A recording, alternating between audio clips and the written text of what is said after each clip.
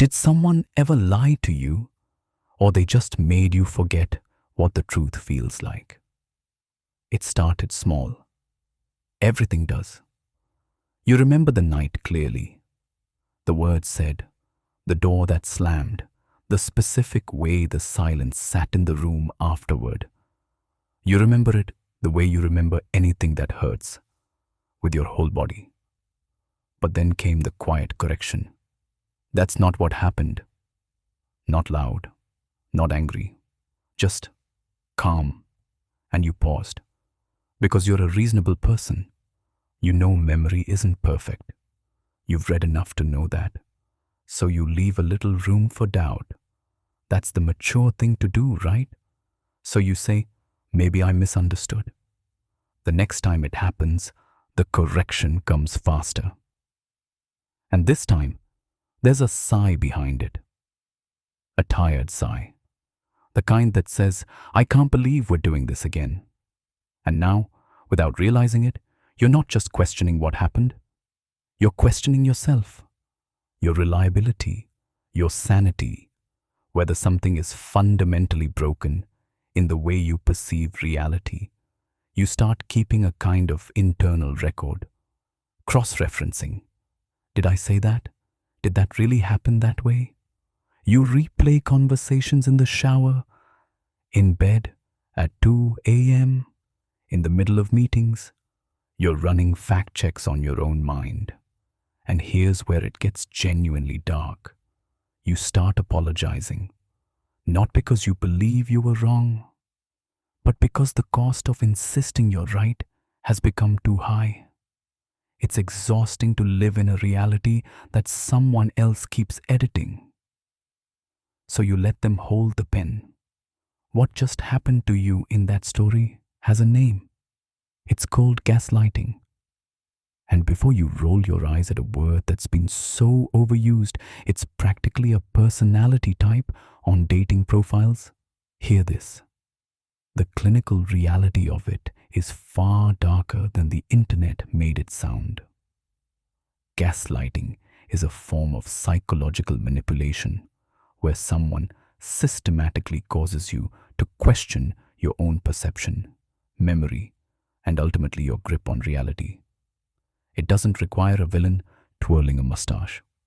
It can come from a partner, a parent, a manager, a friend, anyone with enough access to your inner world and enough motivation to rewrite it. The mechanism is almost elegant in how cruel it is. It exploits your own self-awareness against you. The fact that you're humble enough to say, maybe I got it wrong. That quality, that intellectual honesty, becomes the door they walk through. You handed someone the keys to your own head, and the rent they charged was your sanity. Sound familiar? Yeah, that's the point. So what do you actually do with this? Not how do you fix it in a weekend. Just how do you start pulling yourself back? Write it down immediately.